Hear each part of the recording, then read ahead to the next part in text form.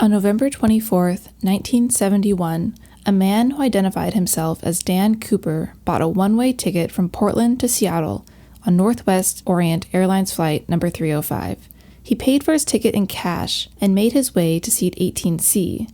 Shortly after takeoff, he summoned one of the flight attendants, Florence Schaffner, to his seat. He handed her a piece of paper. The flight attendant, believing it to be a phone number or a pickup line, slid the note into her pocket. But the man leaned forward. "Miss," he said, "you'd better look at that note. I have a bomb." Schaffner opened the piece of paper. Written in felt-tip pen, in capital letters, was a short, chilling statement. The normal-looking man in seat 18C would blow up the plane unless his demands were met. He wanted Schaffner to sit next to him. The flight attendant sank into the seat. The man in seat 18C calmly opened his briefcase to display a tangle of wires and several red cylinders that looked like dynamite. Schaffner recalled that what she saw in his briefcase looked lethal. He soon had $200,000 in hand and jumped out of the plane with a parachute on his back. Neither he nor the money, aside from a few scraps littering the wilds of the Pacific Northwest, were ever found. You're listening to History Uncovered, brought to you by the digital publisher All That's Interesting, where we explore the uncharted corners of the natural world and the world past. I'm All That's Interesting contributor Kalina Fraga. Today, we'll delve into the unsolved mystery of D.B. Cooper.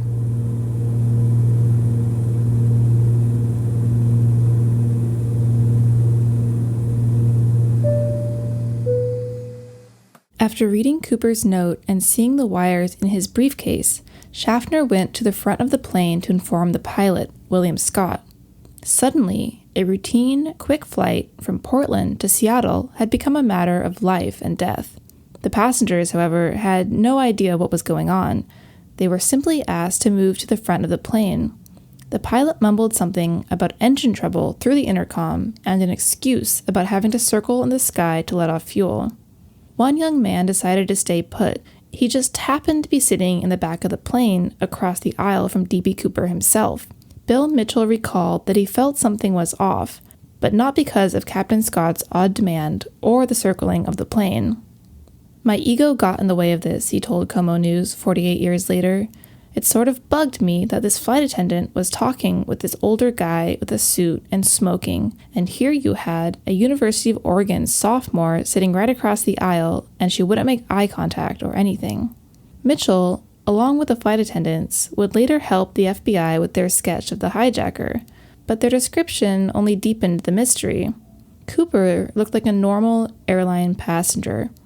The FBI would later describe the man as a white male, 6'1", 170 to 175 pounds, age mid-40s, olive complexion, brown eyes, black hair, conventional cut, parted on the left.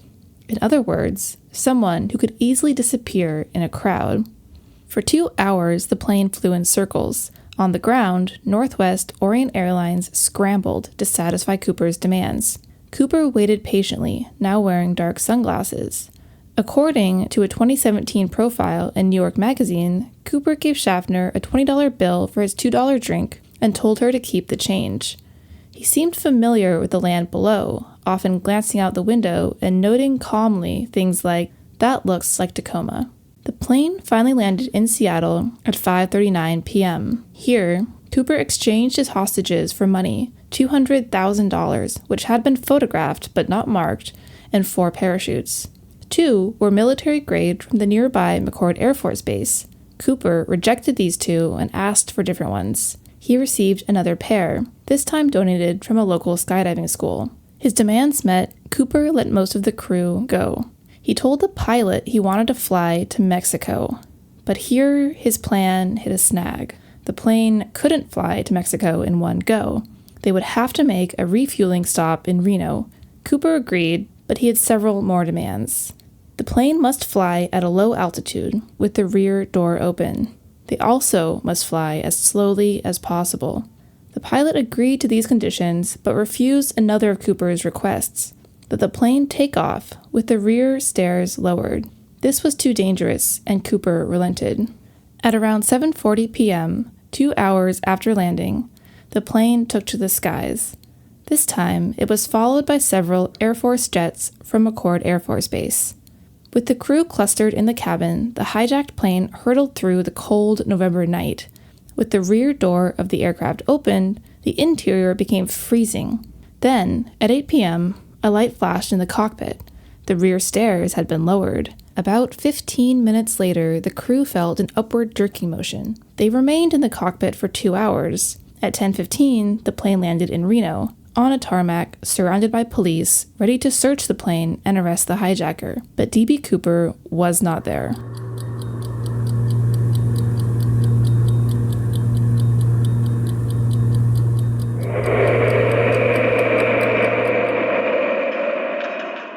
The hijacker had vanished, and so had the ransom money. Cooper had left behind 2 of the parachutes and his black clip-on tie. He had vanished into the night and into what one Washington Post reporter called a godforsaken swath of rugged Washington forest country. An FBI agent agreed with this assessment, saying, "If there's any place you wouldn't want to jump into, that'd be it." It was an astonishing, daring escape. But the FBI felt confident that they could track down the hijacker. After all, they had plenty of clues. They had his name, they had his description, they had witnesses who could describe his personality and mannerisms, and they had the fact that he was confident using parachutes, confident enough to leap out of a moving plane and into the frigid darkness. Tips immediately poured in. The lead FBI investigator at the time, Ralph Himmelsbach, recalled that they had a long, long list of possible suspects.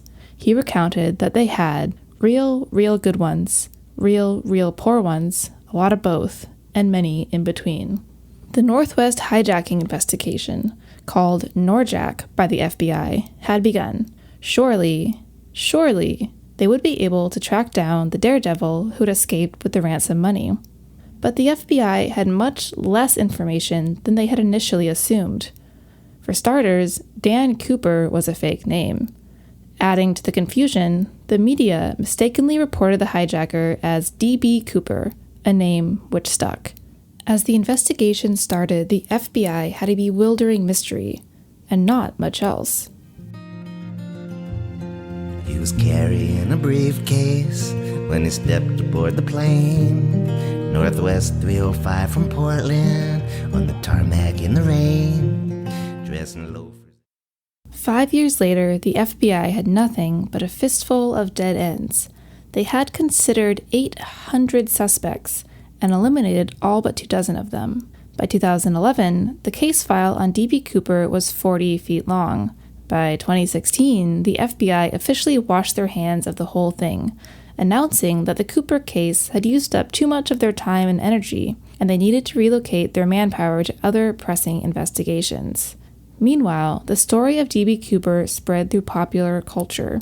Chuck Brodsky sang The Ballad of D.B. Cooper, which presents the hijacker as a folk hero. The song is a matter-of-fact retelling of the whole affair, with lyrics like, "He was carrying a briefcase when he stepped aboard the plane.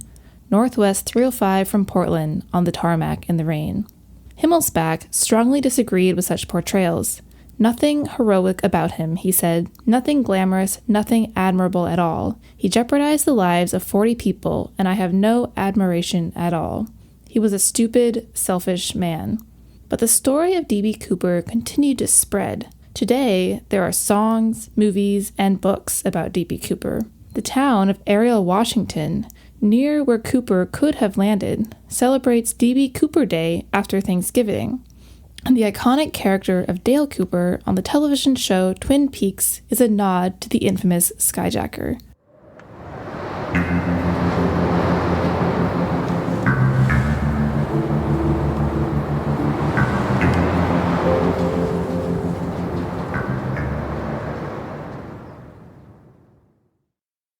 The story leaves us with 2 lingering questions.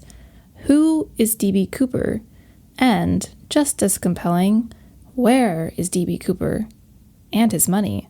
To this day, there are no definitive answers. Over the years, the FBI has had potential compelling suspects. Richard McCoy seemed like a dead ringer for Cooper.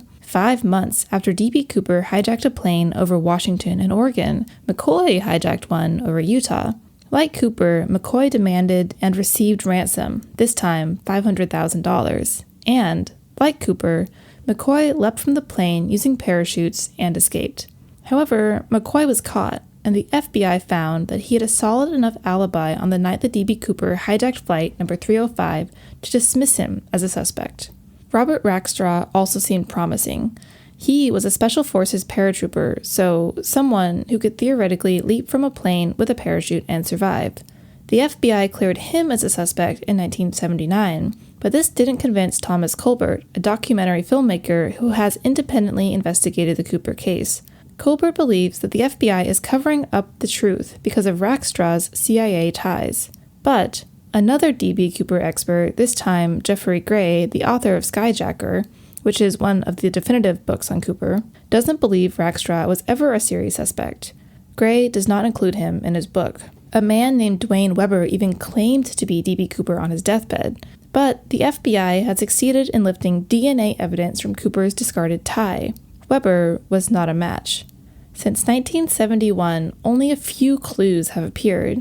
In 1980, a young boy found a bundle of ragged $20 bills along the Columbia River. Their serial numbers matched the ransom money that Cooper had received 9 years earlier, but the amount he found was only about $6,000, which means that most of it is still missing to this day.